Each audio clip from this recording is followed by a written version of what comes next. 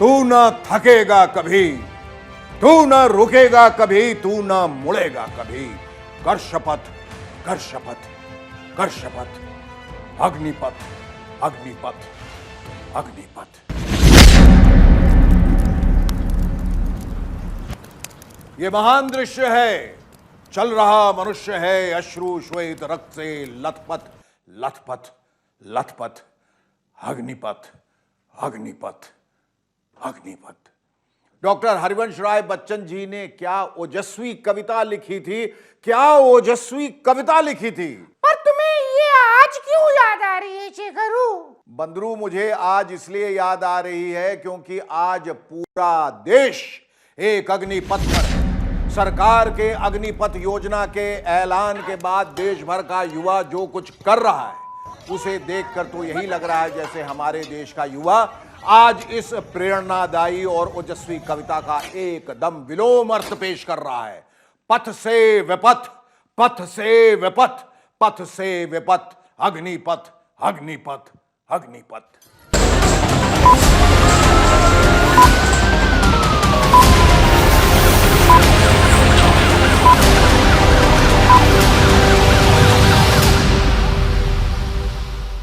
अग्निपथ योजना के ऐलान के बाद जिस हिसाब से हमारे देश के युवा ट्रेनों और बसों में आग लगा रहे हैं उसे देख के तो लगता है कि इन युवाओं ने अग्निवीर शब्द को कुछ ज्यादा ही लिटरली ले लिया है। जो वीरता इन युवाओं को बॉर्डर पर दिखानी थी उसे ये ट्रेनों पर दिखा रहे हैं।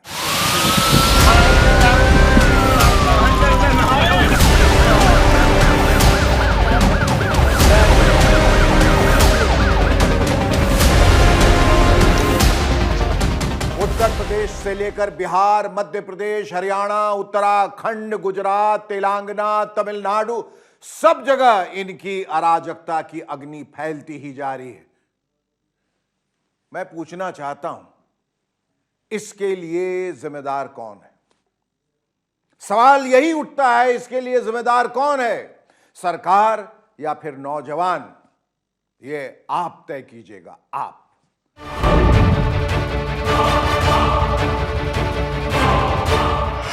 पहले आप रक्षा मंत्री श्री राजनाथ सिंह जी को सुनिए, जब उन्होंने तीनों सेना प्रमुखों के साथ 3 दिन पहले इस अग्निपथ योजना का ऐलान किया था। यह योजना देश की सुरक्षा को मजबूत करने व हमारे युवाओं को मिलिट्री सर्विस का अवसर देने के लिए लाई गई है। तो जी ऐलान हो गया और अब ऐलान के ठीक 2 दिन बाद ही संशोधन भी शुरू हो गए। हालांकि राजनाथ सिंह जी ने ही कहा था कि यह योजना 2 साल की कड़ी मेहनत और जांच परख के बाद तैयार की गई है। इतनी जांच परख और मेहनत की गई कि 2 दिन बाद खुद राजनाथ सिंह जी ने ही इसमें पहला संशोधन कर दिया। देखिए, प्रधानमंत्री जी के अनुमोदन पर सरकार ने फैसला किया है कि अग्निवीरों की भर्ती की आयु सीमा को इस बार बढ़ाकर 21 से 23 वर्ष कर दिया जाए। यह 1 टाइम रिलैक्सेशन दिया गया है। फिर इसके बाद राजनाथ जी ने आज एक और ऑफर दे दिया। ऑफर यह दिया है कि रक्षा मंत्रालय की नौकरियों में अग्निवीरों को 10% आरक्षण दिया जाए।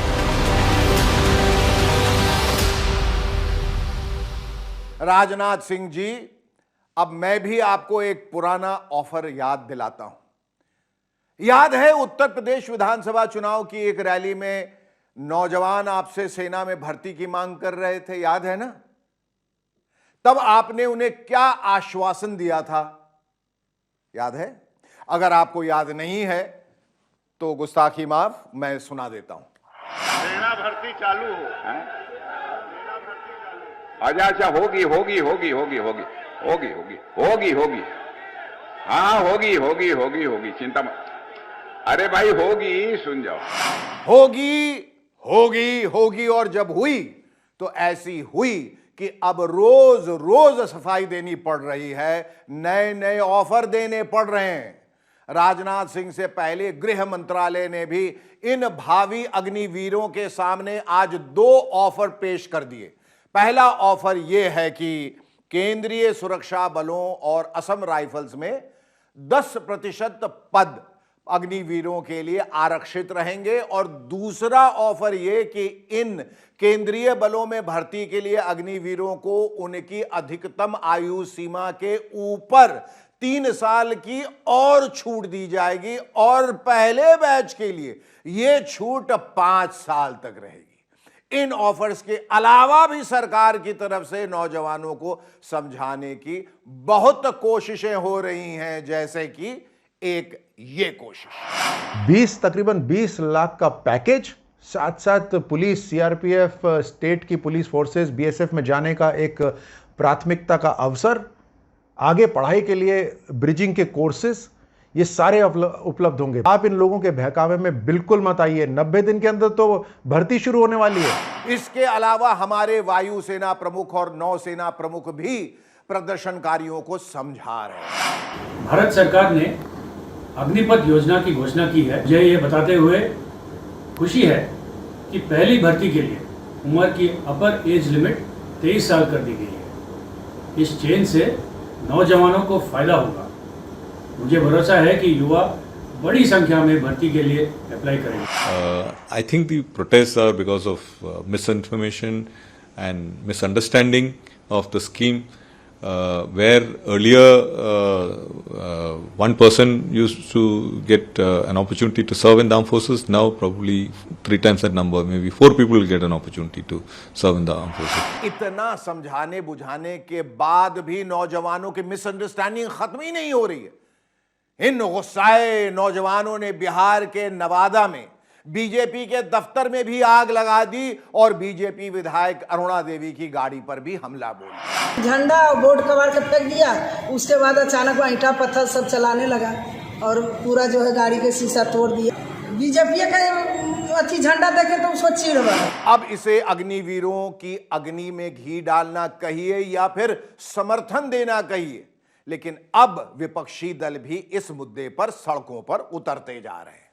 इसकी शुरुआत बिहार से ही हुई, जहां नौजवानों का प्रदर्शन सबसे ज्यादा उग्र रूप धारण कर चुका है। जन अधिकार पार्टी के अध्यक्ष पप्पू यादव ने आंदोलनकारी नौजवानों का समर्थन करते हुए सरकार पर हमेशा की तरह जमकर हमला बोला है। सर ये मोदी जी से पूछो ना, उनके एमएलए एमपी को बोलो झंडा लगा है, 56 इंच का सीना लेके यूथ के पास जाए और बोले ये सही है।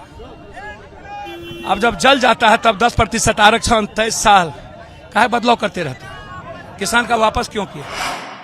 जाने जिगर से बीजेपी की जानी दुश्मन बन चुकी शिवसेना ने भी कह दिया है कि ठेकेदारी पर जवानों को नहीं गुलामों को रखा जाता है। सुनिए शिवसेना सांसद संजय राउत ने क्या कहा। अग्निपथ देखिए, ठेकेदारी पे कभी हमारे आर्मी को रखा नहीं, अब तो देश की रक्षा करने के लिए हमने रखा है, उसको कोई ठेकेदारी पे नहीं रखता है।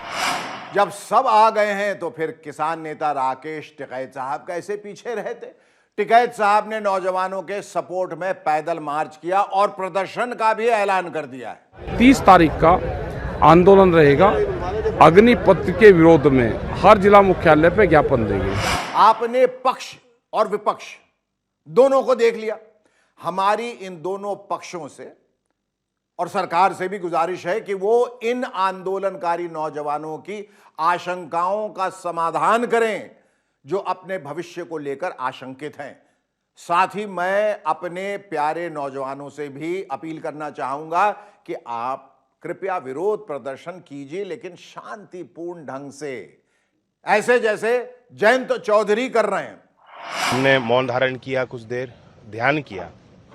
हमारी प्रार्थना है कि सरकार जागे, सरकार व्यावहारिक फैसले ले, जनता के भावनाओं का सम्मान करे। ऐसी योजना जिसकी स्वीकार्यता यूथ में नहीं है और जो एक तरह से आर्मी के मूल ढांचे और परंपराओं के विपरीत है, ऐसी योजनाओं को वापस ले। देख रहे हैं कैसे शांति के साथ बैठे हैं। तो अगर आपको लगता है कि आपकी मांगे जायज हैं तो कृपया उनके लिए विरोध प्रदर्शन का तरीका भी नाजायज नहीं, जायज रखिए।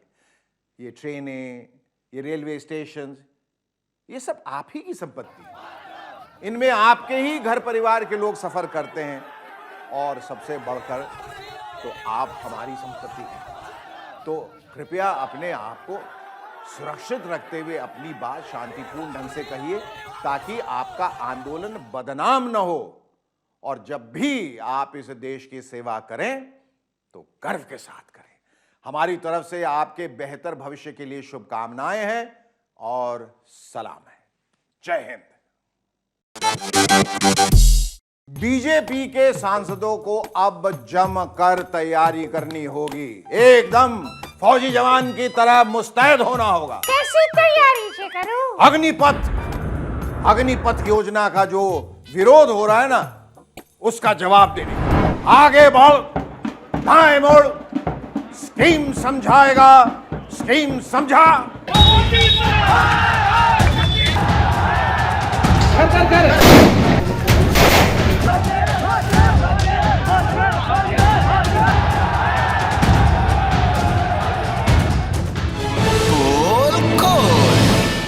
ये जो सरकार ने सेना में 4 साल के लिए नौजवानों की भर्ती के लिए जो अग्निपथ योजना पेश की है, वो असल में बीजेपी के नेताओं के लिए अग्निपथ बन गई है। वो कैसे?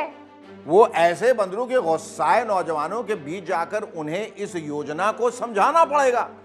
बीजेपी ने तय किया है कि उसके जो सांसद मंत्री हैं वो जनता के बीच जाकर लोगों को समझाएंगे कि इस अग्निपथ योजना के कितने लाभ हैं। यानी बीजेपी के सांसदों को अब अपने अपने क्षेत्रों में अग्निपथ पे चलकर अग्नि परीक्षा देनी है। लेकिन मेरा पूछना यह है कि बीजेपी के कितने सांसद इस अग्नि परीक्षा के लिए तैयार हैं? कितने? एक हैं सुकुल जी। सुकुल जी, उनका पूरा नाम वैसे तो बाबू रवि किशन शुक्ला है, लेकिन लोग प्यार से उनको सुकुल जी कहते। मैं भी प्यार से उनको सुकुल जी ही कहता हूं। तो ये जो सुकुल जी है ना, वो गोरखपुर से लोकसभा के सदस्य हैं। वो क्या कर रहे हैं जानते हैं? बस एक तो ट्वीट किया है उन्होंने। ट्वीट बाबू, ट्वीट। वो आपको पढ़ के सुनाता हूं। ये ट्वीटवा में लिखा है, नहीं वो नहीं कि जिंदगी झंडबा फिर भी घमंड बा, ना वो तो पहले का हो गया। अब इन्होंने लिखा है, लोग पूछ रहे हैं 4 साल बाद अग्निवीर क्या करेंगे। फिर सुकुल जी खुद ही जवाब देते हैं। सुकुल जी का जवाब, कितने लोगों के पास 21 से 24 साल के बीच 12 लाख की जमा पूंजी होती है। हमारा तो ये कहना है सुकुल जी से कि ये सब ट्वीट फूट से अब काम नहीं चलेगा ना। विपक्षी दल हमलावर है जी। ये सुनिए कांग्रेस के कन्हैया कुमार किस तैयारी से सरकार को घेरने की तैयारी कर रहे हैं। ये अग्निपथ योजना दरअसल देश के युवाओं को अग्नि में झोंकने का योजना है। कैसे है कि मैं कुछ प्रश्न इसको लेकर के उठा रहा हूँ। पहला, योजना की ज़रूरत क्या है? जब देश में ऑलरेडी एक नियमित भर्ती प्रक्रिया है। ऐसा तो नहीं है ना कि 2014 में देश बना है। हम कई वॉर जीते हैं, उसकी अपनी एक नियमित प्रक्रिया है। आर्मी का अपना एक डेकोरम है, एक प्रोसीजर है। उसको बदलने की ज़रूरत क्या है? तो ये कह रहे हैं कि हम देश के जवानों को मौका देना चाहते हैं। ये झूठ है। बताइए, जब देश में माहौल इतना गर्म है तो ऐसा ट्वीट से काम चलने वाला है का? तो हे बीजेपी के सांसदों, हे रवि किशन जी उर्फ रवि सुकुल जी महाराज, जैसा कि मोदी जी का निर्देश है, आप लोगों को जनता के बीच जाना है। आप सबको भी अग्निपथ पर चलना है। ये मत भूलिए कि आप सब बीजेपी के सैनिक हैं, अग्निवीर हैं। आप सबको घर घर, गली गली, गांव गांव घूमना है और फिर इस योजना का लाभ, अगर कोई लाभ है तो वो जनता को बताना है और उसे कन्विंस करना है। वरना कन्हैया कुमार जैसे लोग जनता को अपनी बात से कन्विंस कर लेंगे। कुछ समझ में आया बीजेपी के सांसदों? कुछ समझ में आया? लोकसभा चुनाव आने में 2 साल से भी कम का वक्त बचा है। बूझे?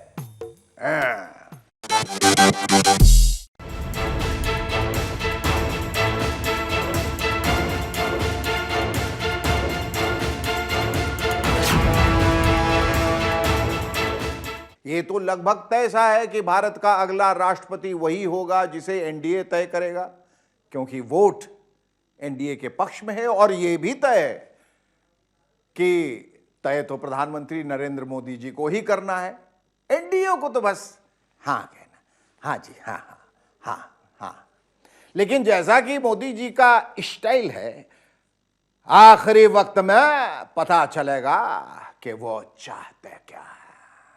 लेकिन दूसरी तरफ पश्चिम बंगाल की मुख्यमंत्री और तृणमूल कांग्रेस की नेता ममता बनर्जी सुपर एक्टिव हो गई। ममता दीदी ऐसा कोई मौका छोड़ती नहीं जिससे देश को यह लगे कि विपक्ष की राजनीति की धुरी में वो नहीं है। तो इस बार भी उन्होंने कई दलों के नेताओं की बैठक कर डाली कि राष्ट्रपति के लिए किसे लड़ाया जाए। इस बैठक में अखिलेश यादव और जयंत चौधरी के अलावा महबूबा मुफ्ती भी आईं। कांग्रेस के मल्लिकार्जुन खड़गे और राष्ट्रवादी कांग्रेस के शरद पवार जी भी आए।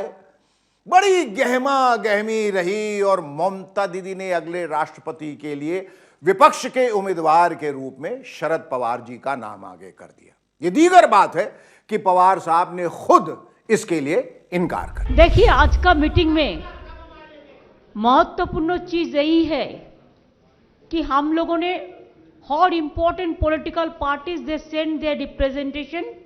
I personally, even all the members of the meeting, they unanimously suggested Sharad Pawar's name. If he is agreed, everybody will give him support. And if not, then the name should be come from the political parties. They will consult Sharadji, consult with others, and then it will be decided. इनकार, yes. इनकार के बाद अब यह सवाल खड़ा हो गया है कि शरद पवार नहीं तो और कौन। पहले ये बताओ शेखरू कि इनकार क्यों कर दिया शरद पवार जी ने? कहा तो ये जा रहा है कि वो अपनी उम्र और स्वास्थ्य का हवाला दे रहे हैं। लेकिन पवार साहब का राजनैतिक इतिहास रहा है कि वो ऐसी बाजी कभी नहीं खेलते जिसमें जीत तय न हो। तो विपक्ष की जीत के आसार कम है। ये पवार साहब जैसे दूरदर्शी नेता को तो लग ही गया होगा। बहरहाल विपक्ष की तरफ से उम्मीदवार ढूंढने की कवायद चल रही है। नेशनल कॉन्फ्रेंस के नेता फारूक अब्दुल्ला साहब के नाम की चर्चा हुई, पर सुना है कि उनके बेटे उमर अब्दुल्ला साहब ने कह दिया कि मेरे पापा को तो भाई रहने ही दो। फिर महात्मा गांधी के पौत्र गोपाल कृष्ण गांधी के नाम पर भी चर्चा चल रही है। आरजेडी के नेता शिवानंद तिवारी का तो यही कहना है। पवार जी पहले ही इनकार कर चुके थे और उन्होंने स्वास्थ्य को ही आधार बना के कहा। दूसरे नाम की भी चर्चा चल रही है, वो गोपाल कृष्ण गांधी जी की। गोपाल कृष्ण गांधी जी का नाम भी बहुत ही अच्छा नाम है। बिहार के मुख्यमंत्री और जदयू के नेता नीतीश कुमार जी का नाम भी इस सिलसिले में उछला था। बिहार में जदयू के एक प्रवक्ता ने भी नीतीश जी को राष्ट्रपति पद के लिए सर्वाधिक योग्य बताया था, मोस्ट सूटेबल बॉय। परम पूज्य माननीय मुख्यमंत्री जी जिन्हें मैं दूरदर्शी भी कहता हूँ, दृढ़ निश्चय भी कहता हूँ, और तो अभी तो सबसे ज़्यादा मैं उनको 21वीं सदी के भागीरथ भी उनको मैं कहता हूँ। इसलिए राष्ट्रपति के रूप में अगर उनकी एनडीए की तरफ से चयन की जाती है तो मैं तो चाहूँगा कि हाँ, जेडीयू चाहेगा कि हम लोग के राष्ट्रपति माननीय मुख्यमंत्री जी श्री नीतीश कुमार जी बने। वैसे नीतीश बाबू ने भी शुरू में जो बयान दिया था उसमें कुछ ऐसी गोलमोल बातें थी जिनसे लगा था कि उनके मन में भी इस मामले में कुछ डावाडोल हो रहा है। अभी तो कोई नौबत नहीं आई है, अभी तो ऐसा कुछ आया नहीं है। अभी तो कहीं से कोई कौन उम्मीदवार होंगे, एक ही होंगे कि अनेक होंगे, कोई बात तो हुई नहीं है। और हमको नहीं लगता कोई वार्तालाप है, कोई बातचीत भी है। अभी तक तो किसी भी प्रकार का दृश्य नहीं। लेकिन बाद में नीतीश जी ने साफ साफ कह दिया कि वो इस पद के लिए इच्छुक नहीं है। हम इच्छुक नहीं है भाई, काहे बार बार पूछते हैं। तो ये सब चल रहा है और सस्पेंस बरकरार है कि विपक्ष की ओर से राष्ट्रपति पद का कैंडिडेट होगा तो होगा कौन। तो भाइयों बहनों दोस्तों, ये था आज का पोल खोल। अगले शनिवार को आप लोगों से एक बार फिर मुलाकात होगी अपने बंदरू के साथ, यूं ही पोल खोलते खोलते। तब तक के लिए इजाजत दीजिए। चलिए हुजूर।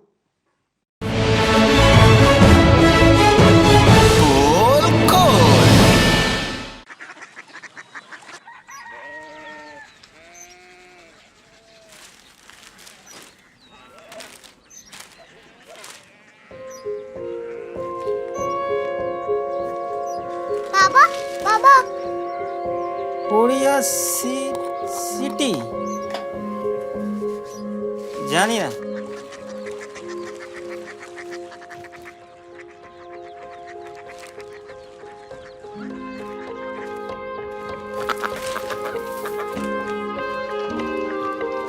Korea city.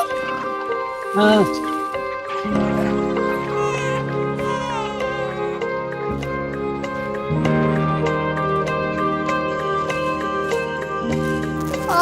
कोरिया सिटी कहाँ पे है? शहर अंग्रेजी लगे हैं।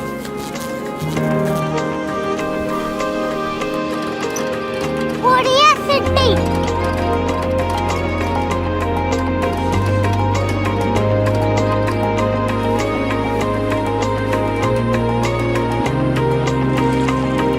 वो बहुत दूर है।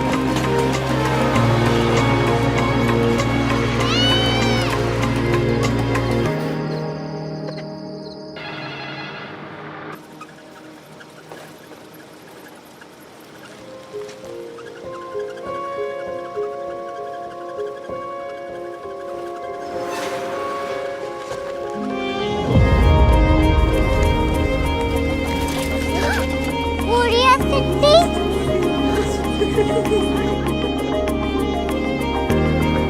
दुनिया कुछ लोग बड़े होते हैं। कोरिया सिटी कहाँ है? प्रोफेसर साहब को पता होगा। हो ये छोटा वाला ग्लोब लगता है और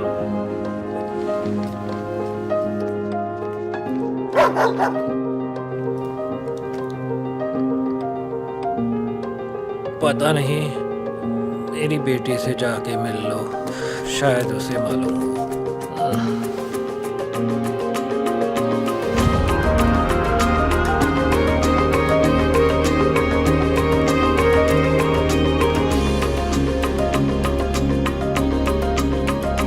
हाय,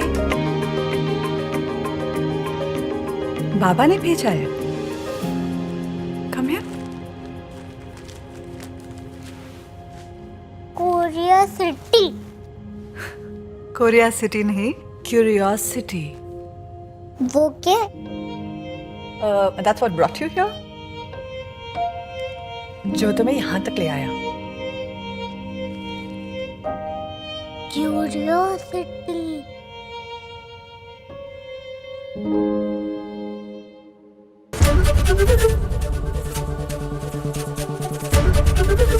एबीपी न्यूज आपको रखे आगे।